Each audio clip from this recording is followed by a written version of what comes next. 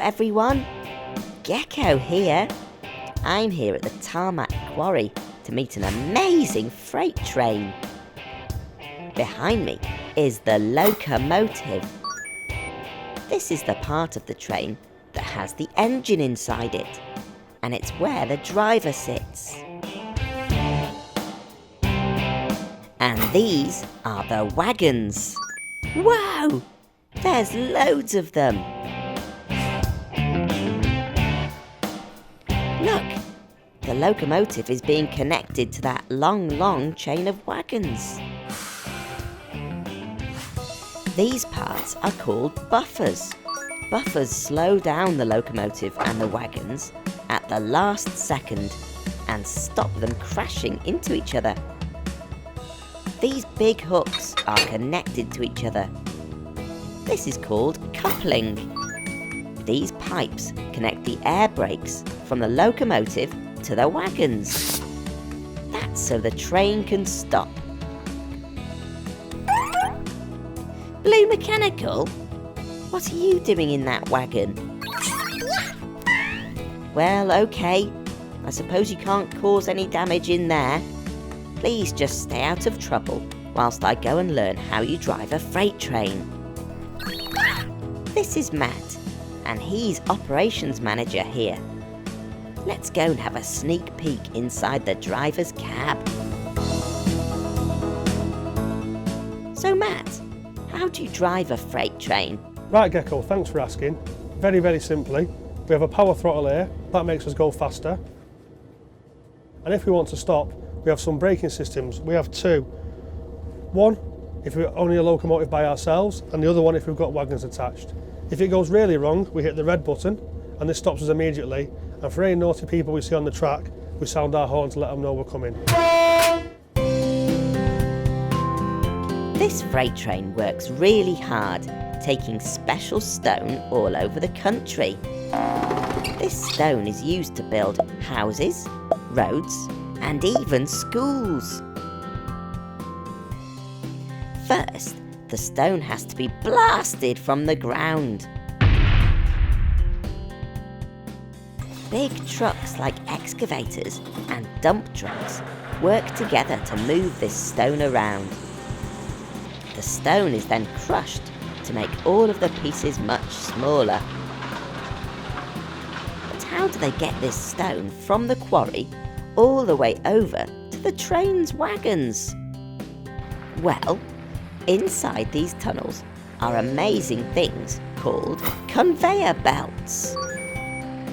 They're a bit like magic moving carpets. They carry the stone all the way up and across to where the train's parked. And the conveyor belt finishes here, just above the wagons. The stone falls out of a chute into the empty wagons. Amazing! When each wagon is full, the driver drives the train forwards, ready for the next empty wagon to be loaded up. And that's it. The wagons are all full, so it's time for the train to start its journey. Oh no! I totally forgot. Blue Mechanical's still in one of the wagons. Sit tight, Blue. We'll catch up with you at the next tarmac depot. The train will now travel through this beautiful countryside for 2 hours before it arrives in the city, ready to be unloaded and turned into special building material. Freight trains are amazing because they can carry so much stuff.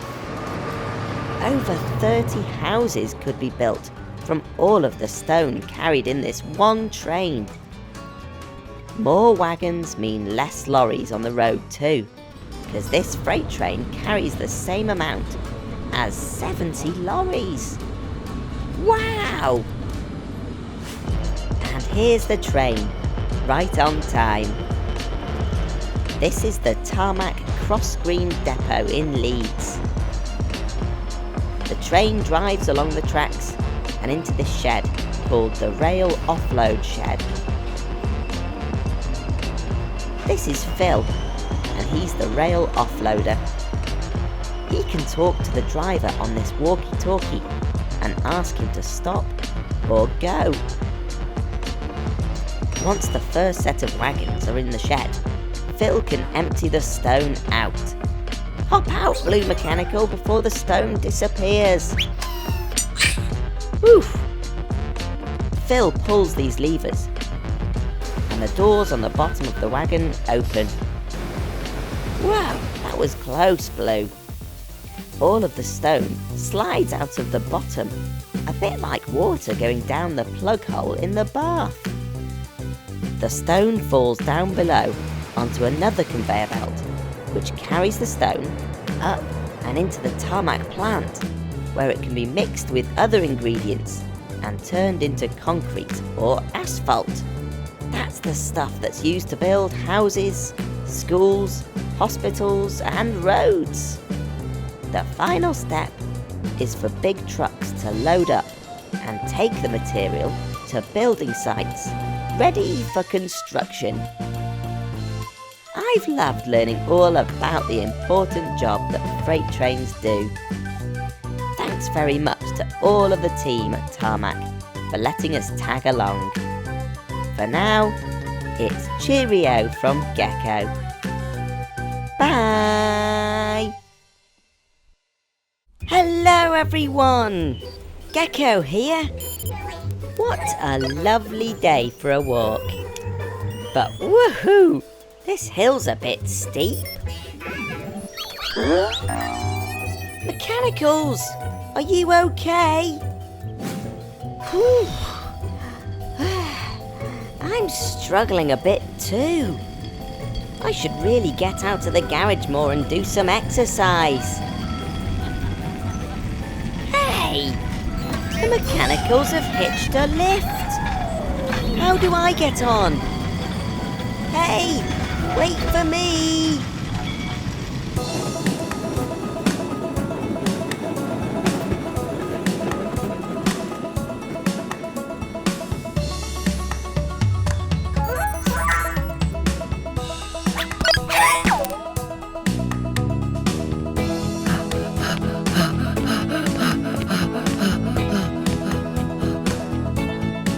Hi Gecko, you okay? Welcome to the Great Orme Tramway. This is the halfway station. Halfway? You mean I'm not at the top yet?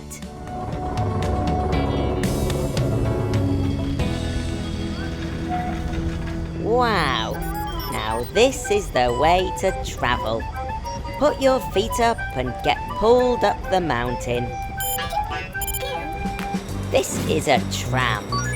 It runs on rails, and it's connected to a really strong cable, which pulls it up the hill with absolutely no effort on my part.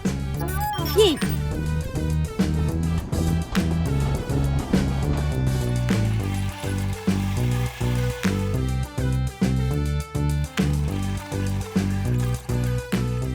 Wahey! We've reached the top. What a view! Up here, there's a cafe, a play area, and even an adventure golf course. Now, this tramway is very old. The Great Orme Tramway was built in 1902. That's over 100 years ago. It was before most people had cars to get around in, and the tramway was used to transport people and their things from the town of Llandudno below up to the mountain called the Great Orme.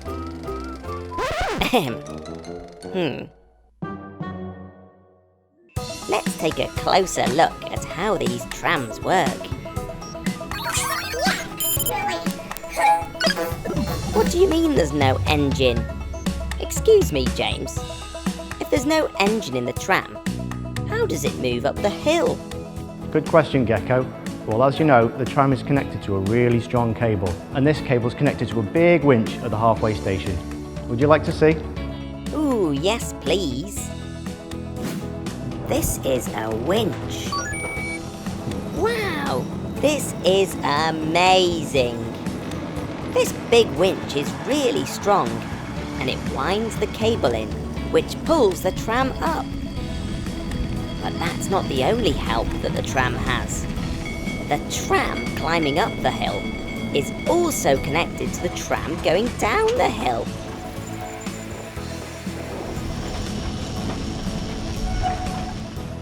An invisible force called gravity pulls the tram down the hill. Gravity is what keeps us on the ground.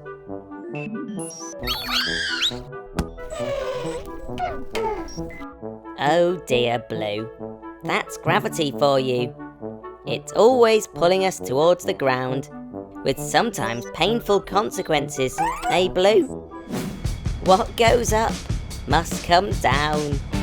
Back to the trams. The weight of the tram going downhill helps to pull the other tram up the hill. That means the tram doesn't need an engine on board. Wowzers trousers.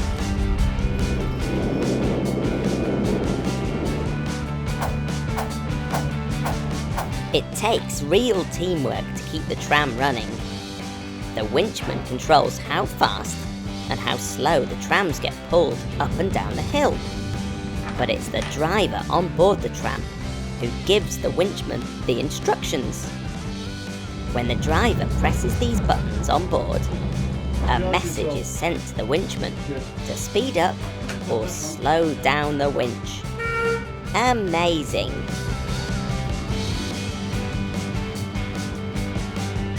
Whew, I'm exhausted. All of this learning has made me tired. I might have to leave my big walk until tomorrow. Thanks very much to James and everyone here at the Great Orme Tramway. It's cheerio from Gecko. Bye! Hello everyone, Gecko here. Guess what? I've got a fun day ahead for us, and it's all to do with trucks. Have you ever wondered how all those roads and pavements, and even the school playground gets made? Me too. After all, we stand on it, play games on it, and I've even scraped my knees on it. Ouch, did that hurt. But how does it all get there? Well, today we're going to find out a little bit more about that. And it all starts with trucks. So I'm here at the Tarmac Quarry to meet some of those very special trucks today. And not just any old truck, oh no! Tipping and non-tipping trucks. But what is a tipping and non-tipping truck anyway? Let's go and find out together why these trucks are so amazing at tipping and travelling and pushing and paving. Look! Here comes a tipping truck right now. Can you see it? Wowzers! Look how big it is up close. There are lots of different sized tipping and non-tipping trucks. Look, there's 3 different sizes here. And because of that, they all have different amounts of wheels. There's loads of wheels on this truck. How many wheels can you see? Now we're ready to go into the quarry and see these tipping trucks in action. But what is a quarry?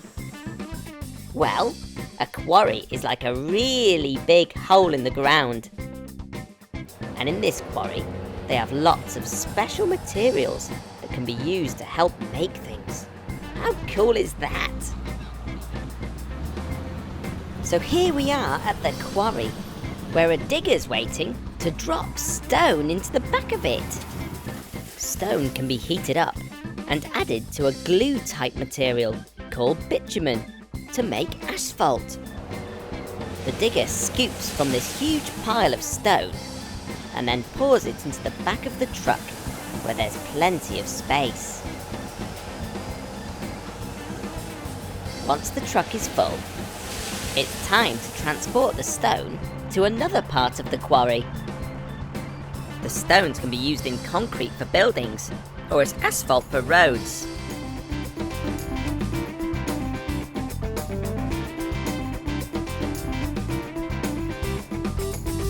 Now, here comes my favourite part. Tipping! Yay! Here we go! The truck reverses into position. Then the driver presses a button which makes the roof of the trailer open up. Now the trailer slowly starts to tip upright. And wow! Look at that! It's made a huge mess on the ground.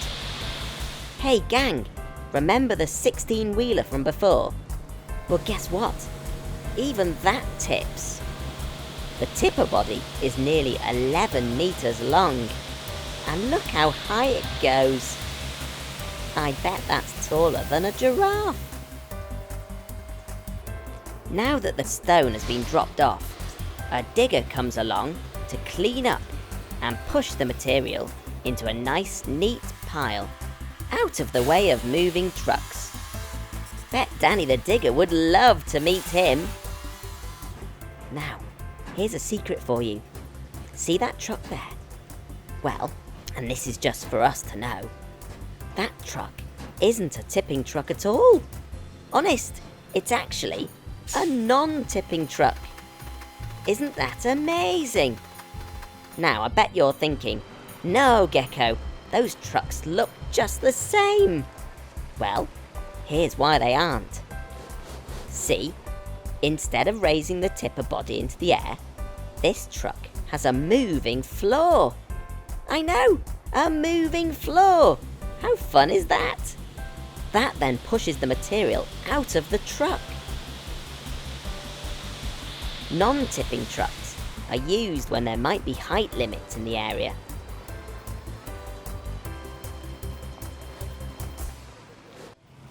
Tipping and non-tipping trucks not only transport materials to different places of the quarry, but also onto roads and other sites. Before they do, the truck has to be weighed. Do you know why? I'll tell you. It's so that the truck is safe to drive on public roads, just like the roads your mum and dad drive you to school on. So, the truck parks up under these scales, and the driver presses this button to calculate how much material he's got in the back. Phew! It looks like we're a safe weight, and now we're ready to hit the roads. Come on everyone, let's follow him and see where he goes. These workmen are working through the night to pave new roads. And this non-tipping truck has come along to give them the materials they need.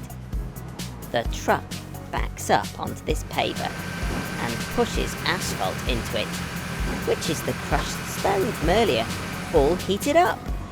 The paver then flattens this onto the ground, and a road roller comes along to smooth it into a road. Now I don't know about you, but I need to see all that again. So, the asphalt is transported to the paver. Whoa! The paver flattens and presses this onto the ground. Double whoa! The road roller smooths it out even further. And then look at that. Now we have a road. That's amazing. Wait a second. Is that... Yes, it's a tipping truck. It's here to help out. And there we have it. A nice new paved road. Well, I don't know about you, but I've had a great time at the tarmac quarry today. We got to learn all about tipping and non-tipping trucks, and even saw them paving roads. Now, when you play in the playground, you can tell everyone all about the trucks that help make the floor. I'm off now to tell my vehicle friends all about this. Until next time everyone, it's cheerio from Gecko. Bye! Hello everyone! Gecko here! And I'm so bonkers excited! Why? because today I'm learning all about fire trucks at this amazing fire station. How cool is that? Fire trucks are used all over the world to help firefighters put out fires and rescue people who are trapped in hard-to-reach places. We're going to meet 2 different fire trucks today, and we get to meet the brilliant crew members of Lim Fire Station. These amazing fire trucks and firefighters are experts at, you guessed it, putting out fires. They use these super long wiggly hoses, a bit like what we see in the garden, but super powerful. And look, they even have special masks that protect them from the heat. This is Jay, and he's the watch manager, which is what they call the leader of the team. Firefighter Hill, door number 4. Also, I'd like to welcome Gecko, who's going to learn to be a firefighter for the day. Thanks for having me, White Watch. Well, look who's here. Blue and Green Mechanical have come to learn about fire trucks too. Make sure you 2 stay out of trouble, please. This is Laura and Ellen. They're both firefighters in White Watch.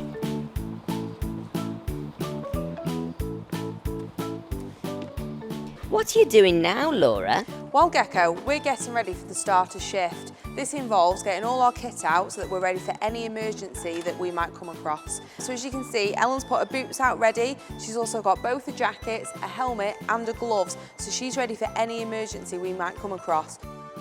Speed is always of the essence, so it's important that it's all laid out properly. Everyone, meet Andy. He's the driver of the fire truck. He's making sure everything is okay for the next emergency call-out. But what is an emergency call-out? Well, that's when people ring up and tell the firefighters they need help. And remember, it's very important to check that the truck's lights are working properly. They need to flash really brightly when the truck leaves the station to let people know help is coming. I love this fire truck. Do you know why? It's because there's so many secret places to store the amazing life-saving equipment.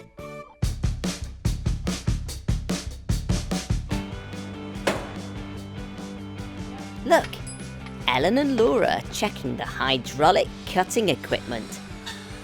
These are like a big pair of scissors, but instead of cutting through paper, they cut through metal.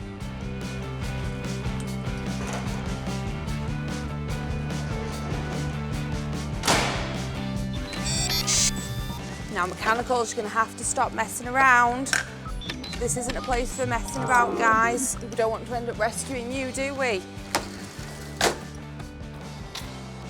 Once Andy and the gang have checked that the truck is okay, Laura and Ellen need to make sure their breathing apparatus works safely. This is what they use when it gets really smoky inside a building that's on fire. It's very important that they can breathe clean air. Psst. Guess what, everybody? There's actually more than one fire truck in this fire station. This one here is called the ALP, which stands for Aerial Ladder Platform. Should we all say it together? Aerial Ladder Platform. Now the team use this ALP truck when they need to rescue people from places that are just way too high for the ladder. Wowzers!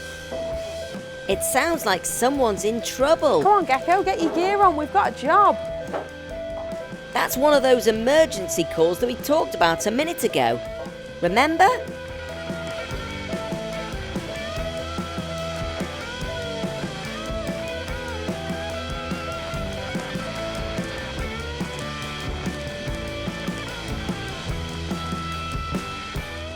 All of the important stuff we need to know about the rescue comes through on this piece of paper. Okay, all 3 appliances, mechanicals stuck at height, in limp. Oh no! It sounds like the mechanicals are in trouble. We better go and rescue them.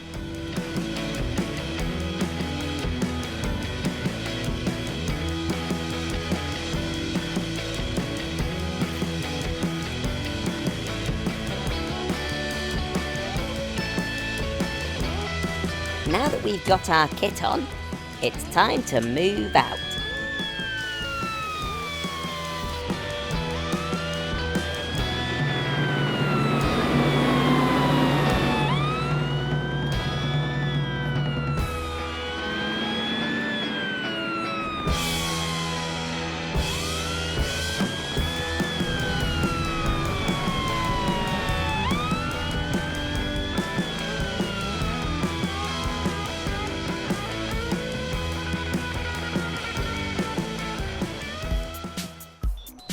Oh dear, it looks like those silly mechanicals are stuck at the top of that tower and can't get down. We'll have to use the ladder to go all the way up there and get them. Look at this amazing teamwork. The crew all work together to get this ladder up as quickly and as safely as possible.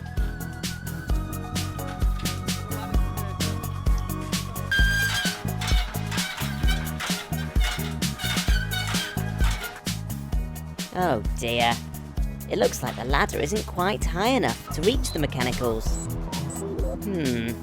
Now, what can we use instead? That's right, bring in the Alp! To make sure the Alp doesn't wobble, Andy and James use these controls to move these things called jacks out of the side of the truck. They look like metal legs, and they stick out and lift the truck off the ground. Wow, that's really heavy, but these jacks are so strong, they stop the Alp from falling over. Whoa, look at that! It's got super strength, like super mechanical. Once the Alp is stable, which means it won't wobble, Andy jumps into the operating seat. That's the one that works the machinery.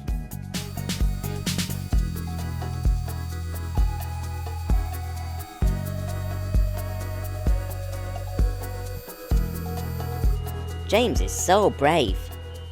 Look, he's going up in the cage to rescue the mechanicals. Now, because he's going up very high, he clips himself on using this harness, so he can't fall off. A harness is a bit like a belt you wear around your trousers. When you fasten it, your trousers don't fall down. Okay, here goes. Up, up, up, up into the sky! James is now in control of the cage, and he can move up, down, left, and right with these joysticks. Almost there. Hold on, mechanicals. We're coming to save you. Gotcha. Phew. I'm glad those mechanicals are safe. Thanks, James and Andy.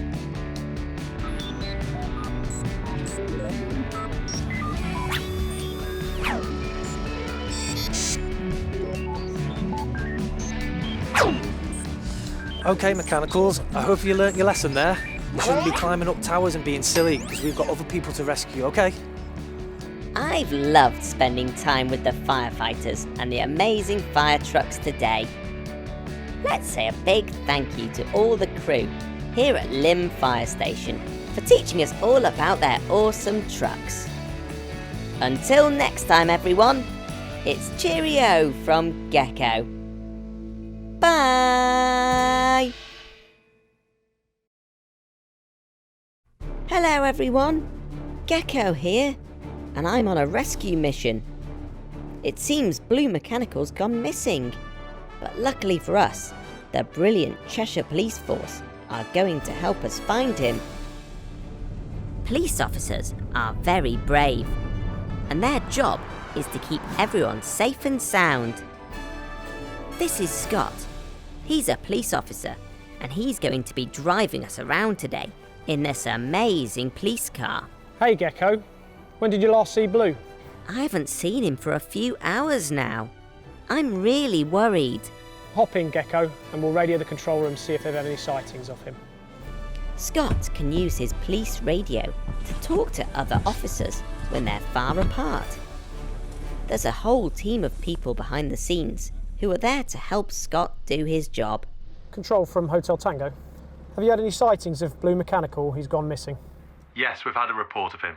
Sending you his location now. Over. Phew! That sounds like good news. I do hope Blue is all right. Before we set off, Scott presses this button to turn the flashing lights and siren on.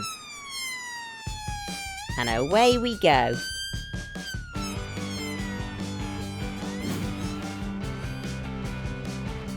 The sirens and flashing lights are used to help cars all around see and hear the police coming. It's so drivers can get out of the way and let the police through. And look here, they even have a pop-up sign in the back asking drivers to slow down. Scott is a traffic officer, which means he drives around in this fantastic police car. But Scott, what exactly does a traffic officer do? Our job on the roads as a traffic officer is to stop people doing dangerous things in their cars and their motorbikes and trying to keep people safe on the roads. Sometimes Scott and the team have to chase naughty people or get to those who need help, so this car is really fast. And because the police are here to keep us all safe, they're even allowed to go through red traffic lights during emergencies.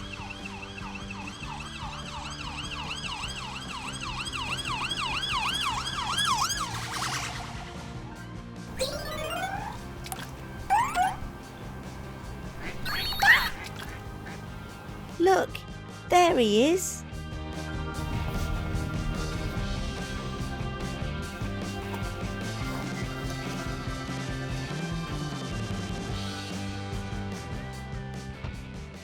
Blue, we were so worried about you. Are you okay? Blue, it's very important never to go off by yourself. You might get lost. It can also be very dangerous going this close to the water without a grown-up. Remember, you can't swim, Blue. Come on, Blue, hop in. We'll give you a lift down to the station.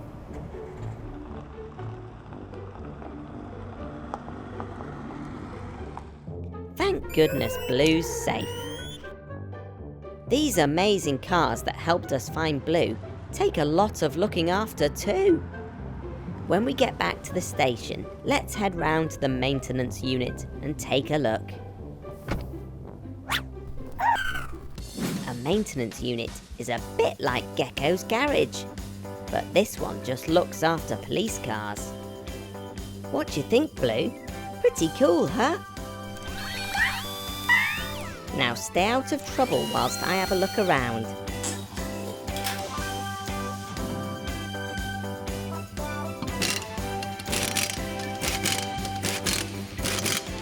Connor's checking the oil, and Pat is changing a tyre. It's important to keep the oil topped up in a car, as it makes things slimy and wet, but not in a horrible gooey way, as it actually helps. See, if things start to go dry, like when we have a sore throat, then lots of engine parts become damaged, and then these ace cars won't work properly. This is Tim, and he's a mechanic here at the police car maintenance unit.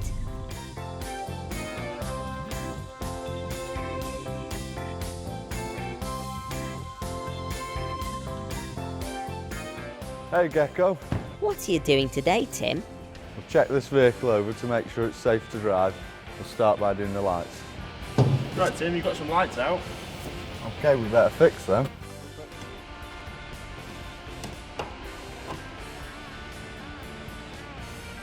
That's better.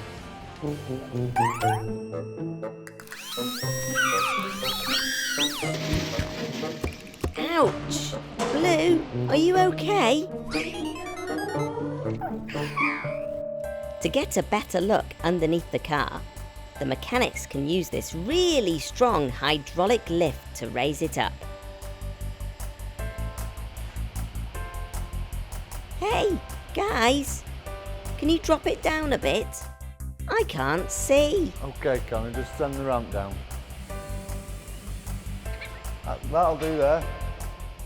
Look, underneath you can see the exhaust system, which is how the car controls lots of things, like how noisy it is and how much fuel it uses. It also carries dirty fumes from the engine towards the back of the car.